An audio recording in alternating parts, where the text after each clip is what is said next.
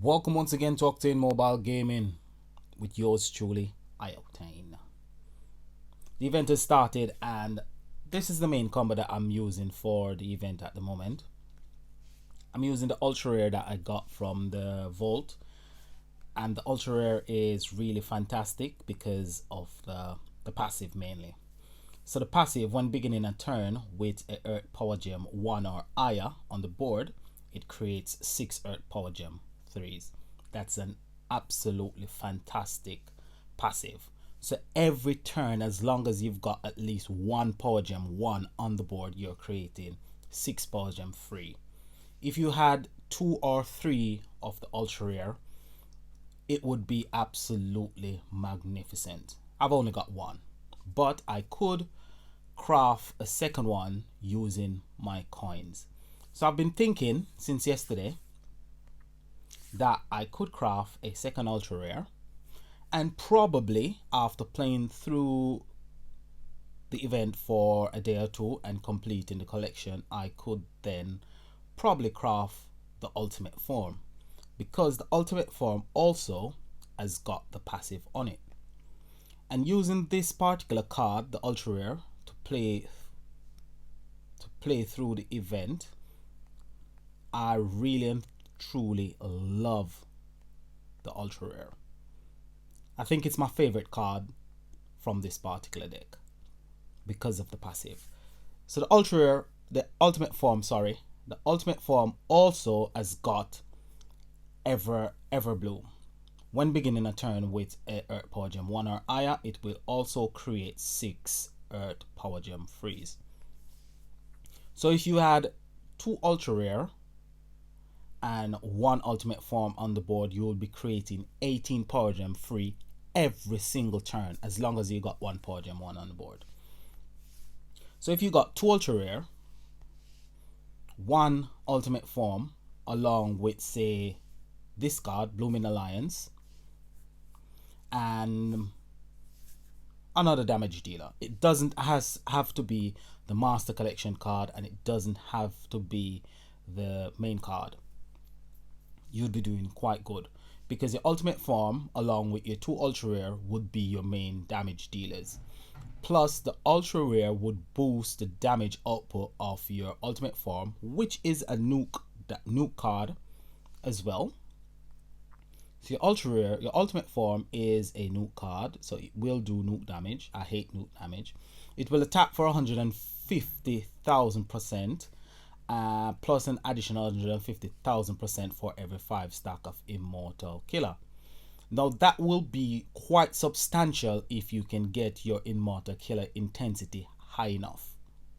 However, I've tried out the main cards in the event, and it takes a while before they start doing any significant damage.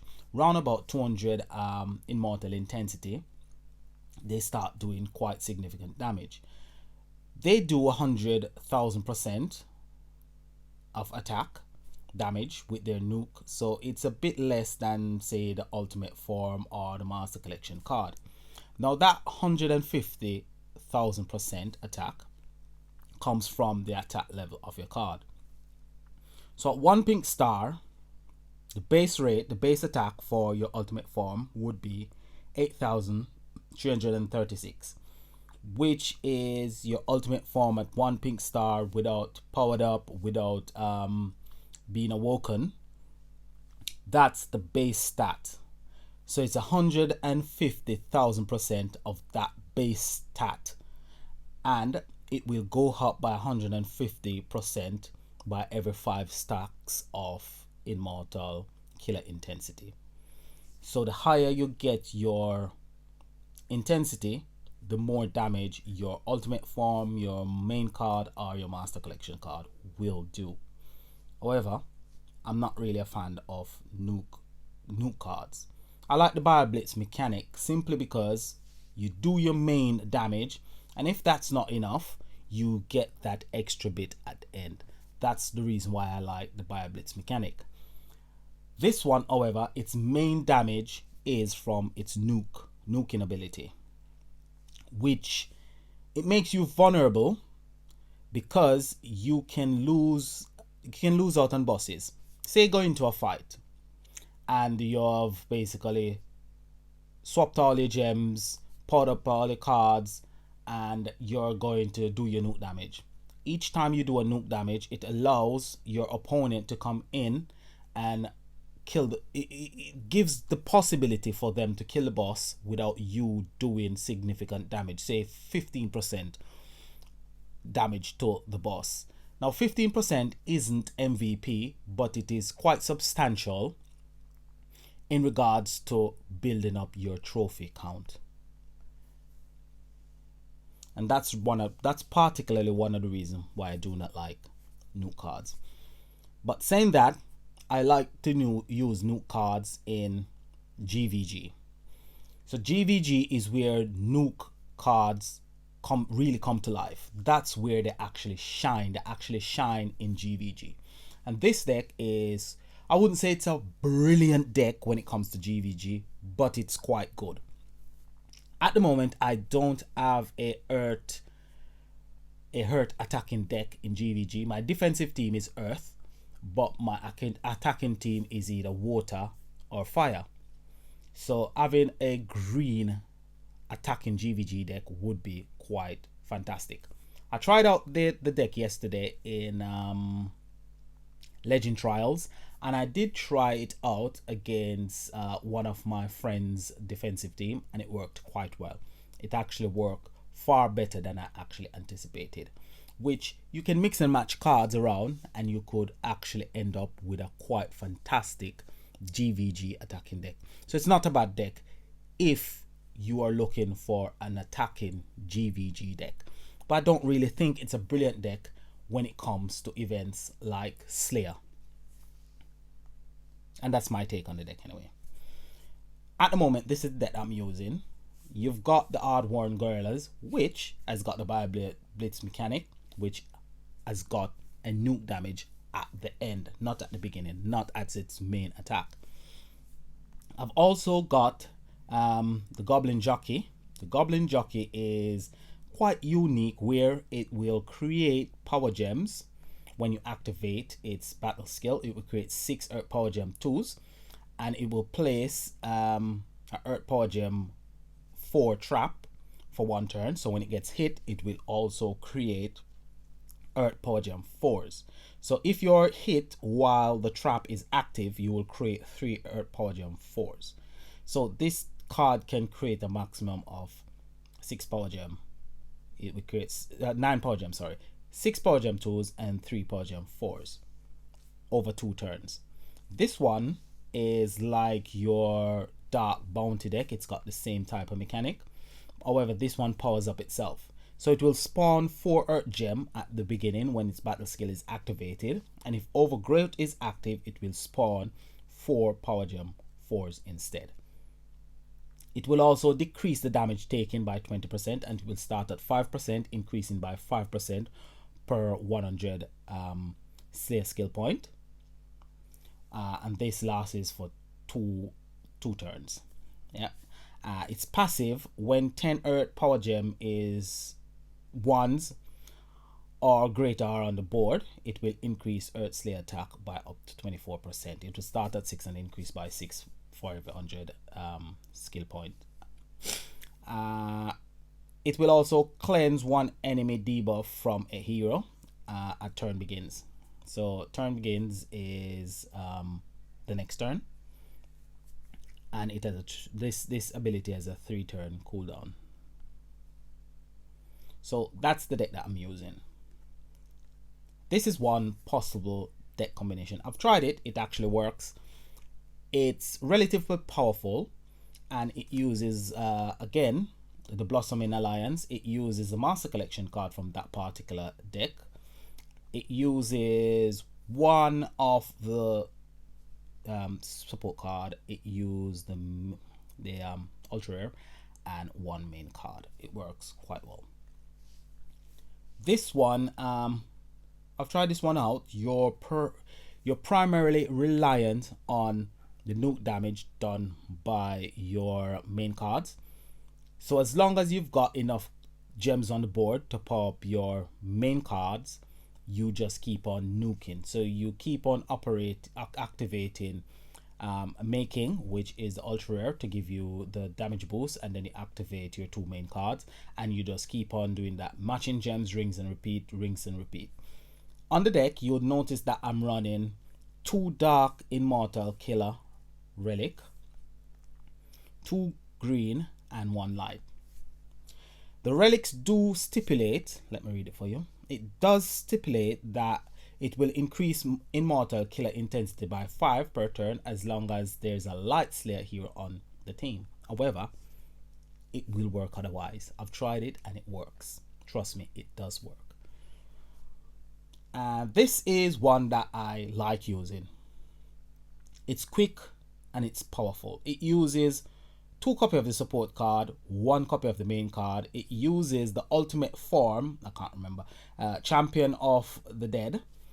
And it uses, I think this was the Halloween deck. Yeah, so this was the main card from the Halloween deck.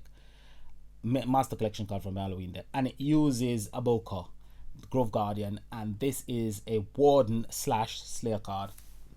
And this card will produce extra power gem. It won't do a lot of damage, but produce extra power gems, which is really handy.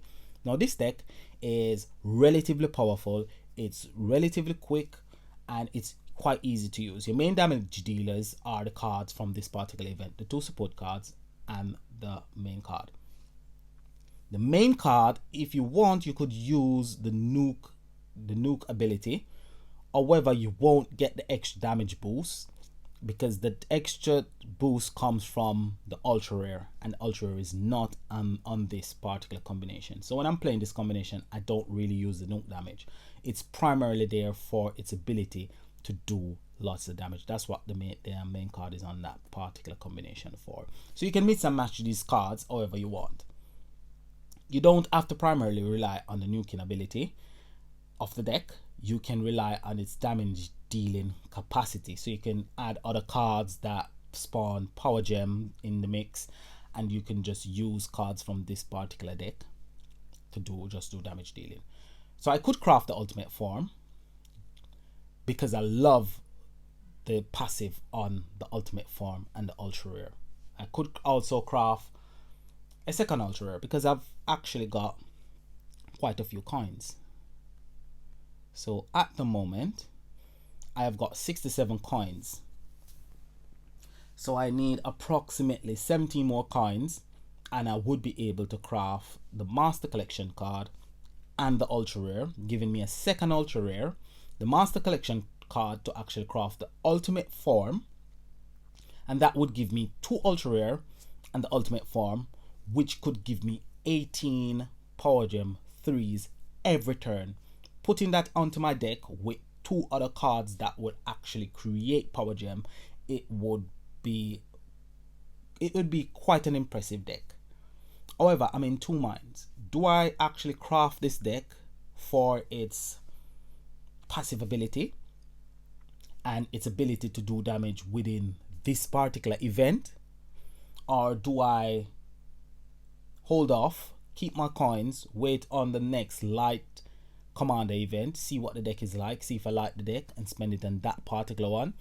Or do I wait on the Fire Slayer event? Now the Fire Slayer event will be the last event within this particular season, so you have to spend all your coins during or at the end of that particular event, because they don't carry over to the next season, which is really a shame. But I've got the gems where I could use some of my gems, go up to tier 5 I should say, tier 5 of the pack, see if I get a second ultra rare or Master Collection card, or just craft the ultra rare, just keep 2 ultra rare and forget about the ultimate form. At the moment, I'm kind of confused as what to do, because I really and truly like the passive on the ultra rare. I've been using the ultra rare card since the start of the event, and believe me, I really and truly love the passive. The passive ability on it, it reminds me of the Bio Blitz passive ability. There are several cards, several deck on the Nicole deck has got the passive ability, but this one, the passive ability on this particular deck creates far more power gem, and it does it every turn. It doesn't have a 3-turn cooldown like the rest of decks. It has just a 1-turn cooldown, so you just keep, it's the gift that keeps on giving, really. So I really love it. So that's where I'm in two minds. Decision. I don't really love the deck, but I actually love the passive ability, and I can't stop saying enough about the passive ability on this particular deck. I'll think about it a bit more, and I might craft a second ultra rare, or just get the master collection card and craft the ultimate form. I think it would be better to craft the ultimate form, because having a second ultra rare wouldn't be as useful as having the ultimate form, because the ultimate form is a bit more powerful and it actually got the killer skill. So it would be better to craft the master collection card and create the ultimate form, and use the ultimate form and one ultra rare in combination, and keep the rest of my coins for a future event. So let's get into the event. So far the event is not too bad. The collection is still quite ghastly, apart from the season coins within the collection and the gems. However, the rest of it is not really that useful.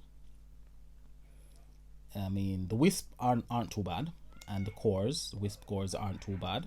The ascension stones aren't too bad either, but like the wardens, have actually deleted so much of my wardens. It's unbelievable. I've deleted quite a lot of my wardens, and I've almost deleted all my dragoons because I'm running out of space, and I just need the wardens that I use for my GVG defense, and the dragoons, I don't really use them in GVG attacking anyway, and the material to actually evolve these dragoons are very difficult to come by. They're too difficult to come by, and some of the mechanics on them are not really that good anyway. So let's get into a battle, and we will start with my favorite of the 4 combination, which is this one. So we're gonna go in with 3 keys, and it's quite simple. This deck is quite simple to use. What you need to do first, after pouring up all your cards, you will activate your lead card first to get those 4 power gem 4s on the board, so Grove Guardian can give you the extra power gem, the extra 5 power gems. So you activate that one first, then Grove Guardian, which will give you quite a bit of power gems on the board, and then you just swap your gems.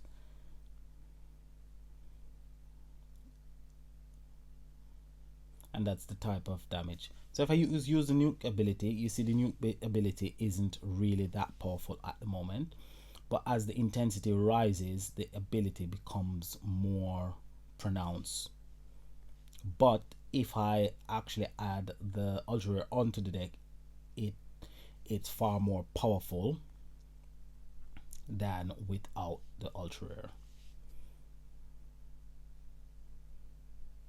What I could do with this particular deck as well, I could basically remove the main card. I remove one of the support cards, and I could add a second copy of Grove Guardian, or I could add I think it's not the Shroud. I'll show you the card that I'm talking about. So it's Earth, and it's Giant. So if you haven't got Grove Guardian, you could add this one, Cedar Firmroot. I've got 2 copies of Cedar Firmroot, and I've also got 2 copies of Grove Guardian. If you completed the collection, if you competed in the I think it was 2 or 3 seasons before, you should have gotten a copy of Grove Guardian from the season collection. It was one of the season reward a few months ago. Cedar Firmroot, you can actually get it from the vault as well. So let's let's try that out. So what we're gonna do, what we will do is we'll just get rid of the main card, because not everybody has got the main card. Not everybody has got most of these cards, so you can just get a card that can create 4 power gem 4s that will give you the ability to spawn extra gems from Cedar Firm Road or Grove Guardian, and then you're in business. So let's go into the attack again, and we're gonna see how we get on, because we will be producing a bit more power gems from this particular combination. So again, the lead card, and then Cedar Firm Road and Grove Guardian, and then a 2 support card to fill out the spaces, and you've got almost a full board of power gems, and your damage should increase here. So there you go. Between the 2 support cards, I'm doing over 1 trillion damage. And that one is not too bad. That deck is actually obtainable, and it's quite cheap.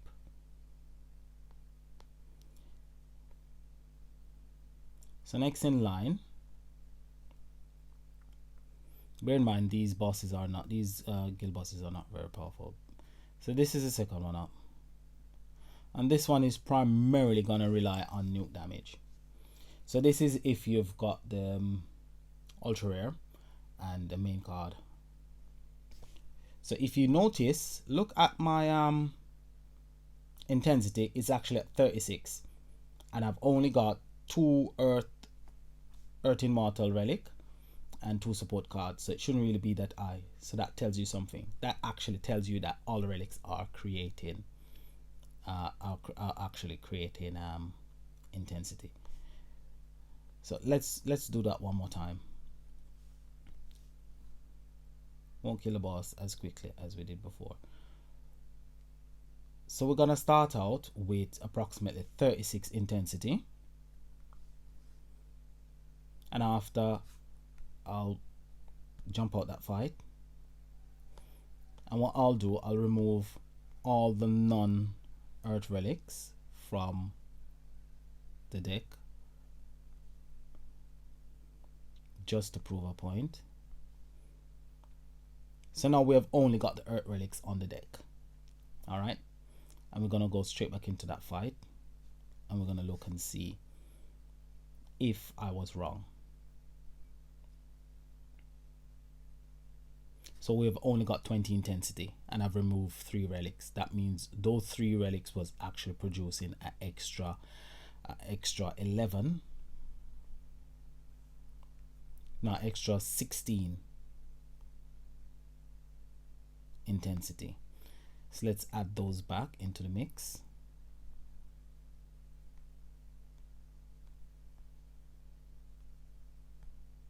That one will create 6, and these 2 will create 5 each, which give you a grand total of 16. So let's go back into the fight. So just now when we went into the fight, we were creating 20 intensity after I removed 3 of the relics that weren't earth relics. Now we're creating 36 intensity. So you see that they actually generate intensity, even though I haven't got any cards from their affinity on the deck. So you can add different types of immortal relics just to generate intensity. So let's see how this deck actually performs. So I put up all my battle skills, and what I'm going to do, I go from right to left. So my support cards, and there you go, with 72 intensity, it deals not massive amount of nuke damage, but it does deal a bit of damage because it's got the ultra rare on the deck. So let's have a look at this particular combination. And this one, we're not depending on nuke damage. This one is primarily reliant on power gems. This one will be a 3-turn deck, primarily because both the Cactus Knight and its ultimate form, they will create power gems. Okay, that boss wasn't strong enough. They will create power gems when Overgrowth is active, and Overgrowth will be active, will activate by the ultimate form.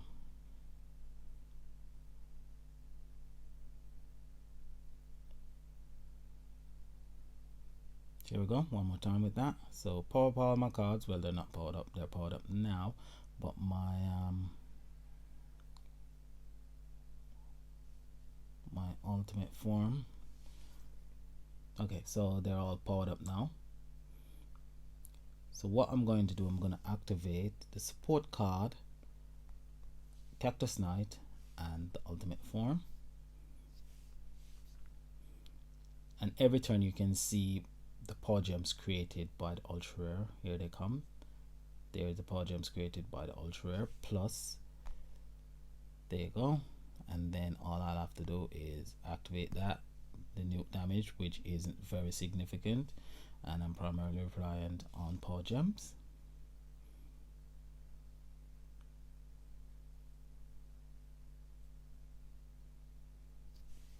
And there you go. And you can just keep rinsing and repeating, keep rinsing and repeating. And the Cactus Knight will actually spawn, he'll actually spawn gems every single turn as long as his battle skill is powered up. So go ahead and we just activate all of these. There is a nuke damage, not significant, but our intensity is building. Intensity is 186, and run about 400 intensity, it will be a bit more significant. So we just keep relying primarily on our power gems.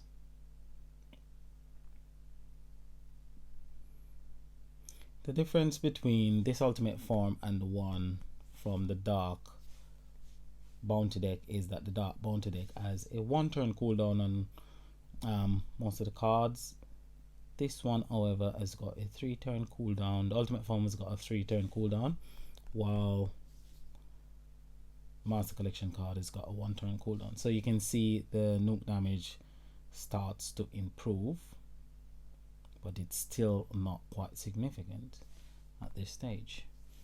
So let's see, there you go. So it's doing 95 billion at the moment, and it's doing a double nuke because we've got power gems on the board, courtesy of our ultra rare. It's quite good. And our support card is slowly beginning to fill the board with gems. So this deck, because it's a nuke deck, it doesn't rely, if you got the full deck, it primarily won't rely on power gems. It primarily will rely on its nuking ability. So here comes the last nuke of this particular fight, and there's a nuking ability, and it's all over 400. That's when 400 intensity, that's when your main card's nuking ability starts to come into its own. The Master Collection card, however, will start to come into its own a bit earlier because its base stat is a bit more. So this is an eternal boss, a world eternal boss. Let's get into this one. But what we're gonna do, we're gonna attack with our main combination. This one is primarily reliant on power gems. So I like the fact that this particular deck is not primarily dependent on power gems. It can use both power gems to do its attack. It's got its nuking ability that relies on any gem, power gem or gems. It doesn't matter. As long as your cards are powered up, it can go ahead and do its nuking damage, which is quite good. So this deck can be played in several ways. You can actually wait on the ability of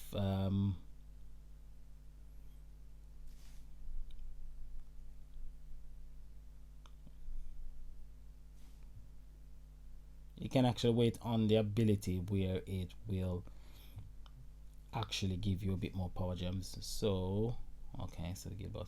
So let's just jump in anyway and see one of the ways that you can play this deck. Apart from activating all the battle skills all at once, you can actually pop all your cards, then you'll activate this one first.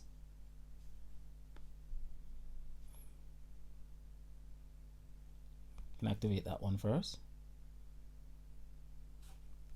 Boss is dead anyway. Let's go into another fight, and let's see if we can actually show you the second activation sequence. Let's use 3 keys, just that we don't kill the boss as soon as we pop all our battle skills. So you activate this one first, and you can activate this one alongside it, the Goblin Jockey, but it's better to activate just this one by itself.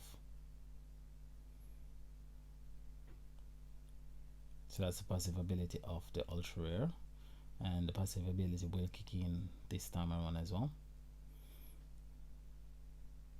Here comes its passive, and then we activate all the rest of cards. So you can see the potential. If I had probably the ultimate form with the second Ultra Rare on the board, along with 2 other cards that create quite a few power gems, you can see the possibility of this actually working quite well. And that is what I was on about. So those are the combination that I've got for you today. If you haven't got the killer skill, you can get this deck. It's not a bad deck to get, primarily because of the passive ability on the Ultra Rare and the ultimate form. The nuking ability is really good for GVG. So if you haven't got a really good GVG attacking deck, this is a deck to get. Do get this deck. It's really good for GVG. We haven't got PvP anymore, but it's something to invest in for GVG, because GVG is important when it comes to guilds. I know my guild likes to do their GVG. It's really important that everybody does their GVG attack each day. So this one will be really good for GVG. It will be really good for Legend Trials. I tried it out in Legend Trials. It's really powerful in Legend Trials. It's okay for the Slayer event because it produces power gems based on its passive ability. So that's really good. Do I think the deck is fabulous? I don't think it's fabulous, but I think the deck is okay. I don't think it's a bad deck. I don't think it's a rubbish deck. It's not a rubbish deck. It's actually a good deck. It's a deck that you could invest in. It's a deck that, as a utility deck, it would be a good investment going forward.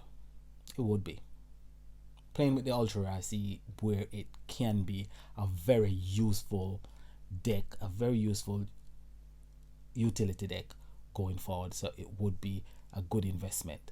Saying that, I think what I should do is basically craft the Master Collection card and craft the ultimate form. Should we? Yeah, why not? So what we're gonna do, I'm just gonna craft. I didn't really want the nuke.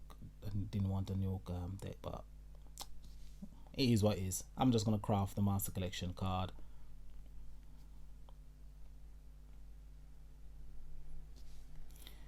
And what I'm going to do, I'm gonna craft my ultimate form because I really like the passive ability on the ultimate form. And we've got a second Master Collection card, which I don't really need. Rather, it was a second Ultra Rare. Ultra Rare is quite good. Love the Ultra Rare. Really loving the Ultra Rare. Absolutely brilliant. Passive is absolutely magnificent. And on this one, we'll remove this particular card. Don't really need this one on the deck. And we will replace it with the ultimate form. So now this deck has got the potential to create 12 power gem freeze on every turn, as long as I've got 1 long as I've got one power gem 1 on the board. So let's see it in action. Those are the relics I'm using, not depending on any intensity. I'm depending on power gems. Probably later on when we start getting like the eternal bosses with 900 trillion health, the intensity generation will be something that you primarily depend on. There we go. Wow, look at that. Loads of power gems on the board. That's what I like to see. So I'll just activate these 3 cards, battle skill, and there you go. Almost a full board of power gems. We got 33 power gems on the board. Well, not really 33 power gems, but about 30 power gems we've got on the board. So imagine if I add a second ultra rare. Would be absolutely fantastic, absolutely magnificent. Yeah, passive ability, absolutely brilliant. Let's see it in action again one more time. Let's see that passive in action one more time.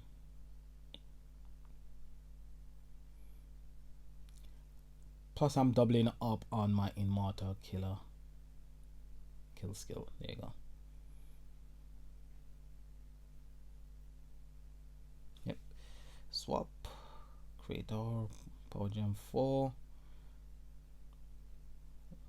Here comes the passive ability. There we go. Fantastic, absolutely fantastic. Let's see the nuking ability. Yeah, isn't really that. There we go. Absolutely fantastic. Love that passive ability. Absolutely brilliant. Second ultra rare would really and truly be fantastic. Absolutely fantastic. Absolutely fantastic. I wonder if we could get a second ultra rare, if I'm lucky enough to get a second ultra rare from the special packs. So you've got your special vault out, and I could use 500 gems to get 3 vault cards, just to see if I'm lucky enough to actually get a second ultra rare. Yeah, let's try it. Why not? Nothing ventured, nothing gained. Come on, ultra rare, second ultra rare. Come on. Let's see if I'm lucky. Come on, Lady Luck, a second ultra rare. Gold, go for gold. No gold. No gold. Gold! Ultra rare, ultra rare, ultra rare. Ah, it is an ultra rare, but not the one that I want. It is an ultra rare, but just not the ultra rare that I was looking for.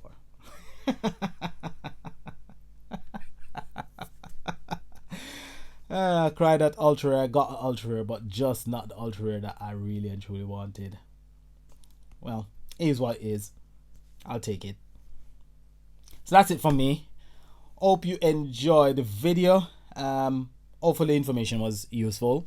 Like, subscribe, and as always, this is Ike saying peace and enjoy the event. Bye for now.